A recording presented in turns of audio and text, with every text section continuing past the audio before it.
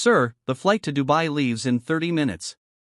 The assistant's voice was tense, mirroring the fury in Khalid Al Mansour's eyes, a billionaire businessman known for his precision, power, and pride. Khalid stood at the grand lobby of a failing architecture firm in London, one he had invested millions into. What was supposed to be a partnership of innovation had become, in his eyes, a colossal waste of time. I gave them a chance, he muttered under his breath. They squandered it. He turned sharply toward the exit, his expensive shoes echoing across marble floors. His assistant hurried behind him, trying to match his stride. But fate and a child were about to stop him in his tracks. Across the lobby, a small voice called out, "Excuse me, mister." Khalid barely noticed at first. But something in that tiny, confident tone made him pause. A 6-year-old girl, clutching a worn sketchbook, stood by the reception desk. Her curls framed her bright face, her clothes were slightly too big, but her eyes sparkled with determination. Behind her came David Miller, her father, a single dad, exhausted, still in his janitor uniform. His face turned pale when he saw who his daughter was talking to. "Lila," he whispered harshly. "Come here, sweetheart, now." But it was too late. The billionaire had already turned. Khalid's sharp gaze softened slightly as he looked down at the child. "Yes, little one?" he asked, his tone curious but still edged with impatience. She tilted her head. "Are you the man who's going to close my daddy's building?" David froze. "Lila." But Khalid didn't answer, he just raised an eyebrow. The little girl opened her sketchbook with both hands and showed him a drawing. It was a simple crayon sketch of a building, tall, elegant, crowned with a shining dome. Beneath it, she had scribbled something in Arabic. Khalid blinked. You wrote this?" She nodded proudly. "It says Hope Tower. Daddy told me he wants to build places that make people feel safe. Like home. Did I spell it right?" Her Arabic was perfect. Clear, graceful, and pure. The billionaire's eyes widened. He hadn't heard his mother tongue spoken like that since his own childhood. Something in her voice, the innocence, the care, pierced through his anger. David stepped forward nervously. "Sir, I'm so sorry. She just likes to draw. I never meant for her to bother you." But Khalid wasn't listening to him. He was staring at the words written in a child's hand, Burj Al Amal, Hope Tower. He remembered those exact words from his late father, who once told him, "Build not just with money, but with mercy. A tower made from heart stands longer than one made from stone." Khalid swallowed hard. The fury that had burned in his chest moments ago began to fade. "Where did you learn Arabic, little one?" he asked softly. "From YouTube," she said proudly. "I wanted to surprise my daddy because his company's partner is from Arabia. I thought, maybe if I show him something nice, he won't be angry." The room fell silent. Even the receptionist stopped pretending to type.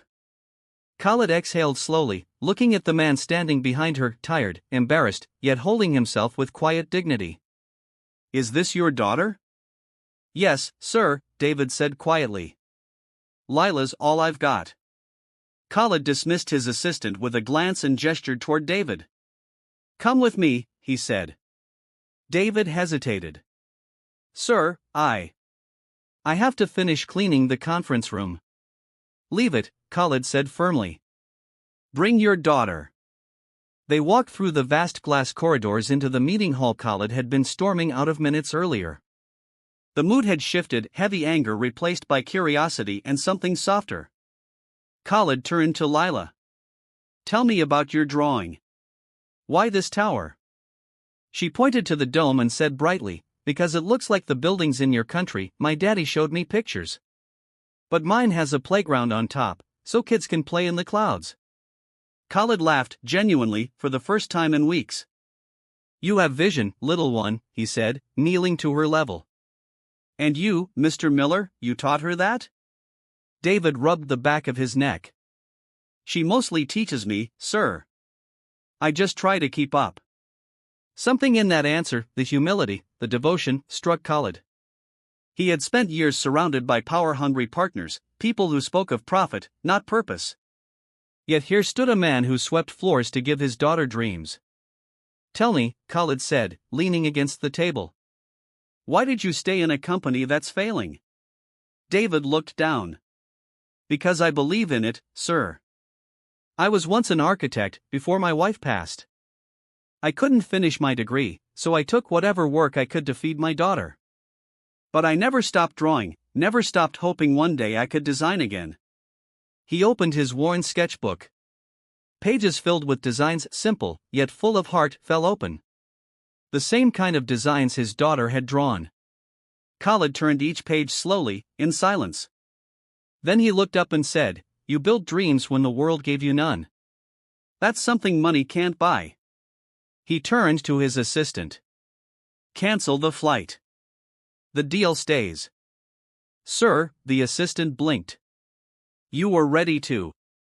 "I changed my mind," Khalid said sharply, then smiled faintly at Lila.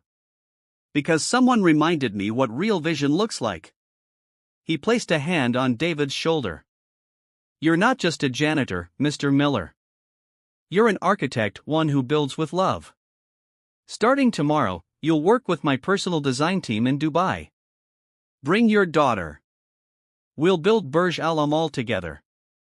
David's knees nearly gave out. "Sir, I don't know what to say." Khalid looked at Lila, who beamed up at him. "Say thank you in Arabic," she said mischievously. He laughed again, eyes glistening. David turned to Khalid and, with trembling lips, said the words his daughter had practiced with him. "Shukran, Sayyidi." "Thank you, sir." Khalid's voice softened. "No, my friend, thank you." Months later, the world watched as the groundbreaking ceremony of Burj Al Amal, the Tower of Hope, began in Dubai. Cameras flashed, reporters cheered. But for David and Lila, standing beside Khalid on the stage, it wasn't about fame. It was about the miracle that began with a little girl, a sketchbook, and a few words spoken from the heart. Khalid smiled at the crowd and said, "This tower is not just built from steel and glass, it's built from hope, courage, and the innocence of a child who reminded me what humanity truly means." As the applause echoed, Khalid looked down at Lila, the girl who changed his heart. She waved proudly and whispered in perfect Arabic, "Ana Saida, Uncle Khalid. I'm happy, Uncle Khalid."